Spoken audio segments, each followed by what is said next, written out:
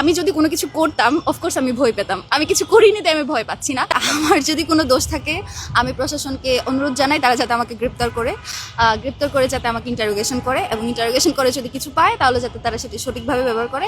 এবং আমি মনে করি যে এটা সকলের মনে রাখা জরুরি। হাসিনা অনেকেই হতে চেয়েছে, হাসিনা আলটিমেটলি হাসিনাই হয়েছে, হওয়ার পরে তাকে পালাতেও হয়েছে। এটা যাতে মাথায় রেখেই তারা করবে, কারণ যদি মনে করেন যে এরকম হয় যে তারা আমাকে একিউজ করছে বা তারা আমাকে কোনোভাবে ফাঁসাতে চাইছে, আলটিমেটলি সত্য তো কখনো গোপন থাকে না, সত্য তো একদিন না একদিন সামনে আসবে। হয়তো আমাকে গ্রেপ্তার করবে, হয়তো আমাকে রিমান্ডে নিবে। যেভাবে তারা সোশ্যাল মিডিয়ায় আওয়াজ তুলছে, এটা বেসিক্যালি এখন শুরু হয়নি, এটা সেদিন থেকেই শুরু হয়েছে যেদিন থেকে শহীদ ওসমান হাদি হত্যার তাকে গুলি করা হয়েছে। তো তাদের আসলে ভয়ের জায়গা যেটা, যদি শহীদ ওসমান হাদির বিচার হয় সেই বিচারটা হলে আসলে অনেকেই ফেসে যাবে। আমি আসলে সার্কাস্টিক ওয়েতে যেহেতু আমি সবসময় কথা বলি বা পোস্ট করি, সেভাবে বলে শয়তানের গায়ে যখন পানি পড়ে তখন তারা অটোমেটিক লাফায়।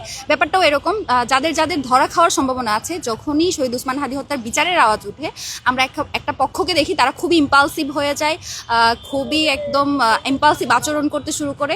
তো এই ইম্পালসটা তাদের আসলে লুকিয়ে রাখা দরকার, কারণ এই ইম্পালসের কারণে তাদের সংশ্লিষ্টতা থাকার সম্ভাবনা মানুষের সামনে প্রকাশ হয়ে যায়। এবং আমি আর কি বলবো, যদি কেউ এরকম মনে করে যে আমাকে কিংবা জাবের ভাইকে যদি কোনোভাবে ফাঁসিয়ে বা ইনকিলাব মঞ্চকে যদি কোনোভাবে চুপ করিয়ে দিয়ে যদি তারা ভাবে যে শহীদ ওসমান হাদির হত্যার বিচারটা ধামাচাপা দেওয়া যাবে, তাদের আসলে সেই আশার গুড়ে বালি। কারণ বাংলাদেশের 8 লক্ষ মানুষ একটা মানুষের জানাজায় সামিল হয়েছে, এবং তারা বারবার পুরো বাংলাদেশ থেকে মানুষ এসে সেই মানুষের কবর জিয়ারত করছে, সারা বাংলাদেশ থেকে মানুষের বিচার দাবি করছে।